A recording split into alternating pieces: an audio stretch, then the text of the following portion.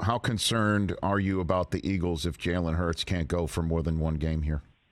What do you think? I'm not, I think they need to win one game to wrap up home field advantage, and that's what it's all about. I'm mostly concerned about, them handling his rehab correctly.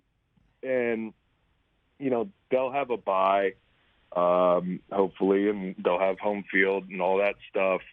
But there is rust that's associated with, a guy who's been on fire, taking a few weeks off.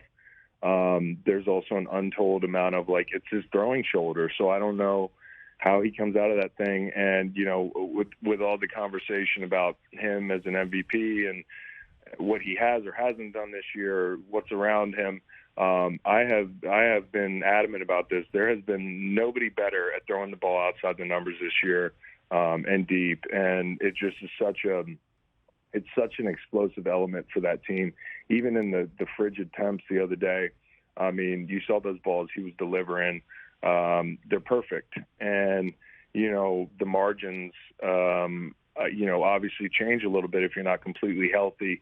You looked at how much they ran the ball with him on Sunday. I think 11 out of his 17 carries were design runs, so 17 total times, you factor in scrambles and that sort of thing. And that's a lot. I think it was one of the biggest numbers of the season for him. But even after the injury, he was 6 for 9 for 102 in the fourth, including that big bomb to AJ. So I think we can go back and say, hey, you shouldn't be – I know this guy's a weapon for you on the ground, but maybe save him for the playoffs a little bit. And maybe that's a lesson they'll learn as they go down the line with him as their franchise quarterback, because you don't want to lose the threat of him tucking and running the ball. And I'm not real big on, hey, this guy's taken 1 million hits this year and delivered 1 million hits.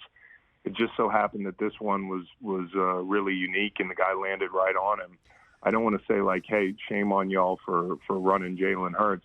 That's a big part of what he is and what he adds to that equation for them. But Minshew is a very good backup quarterback. He doesn't throw picks, and that's a big one, just run the offense. Are we going to have another backup situation like Nick Foles?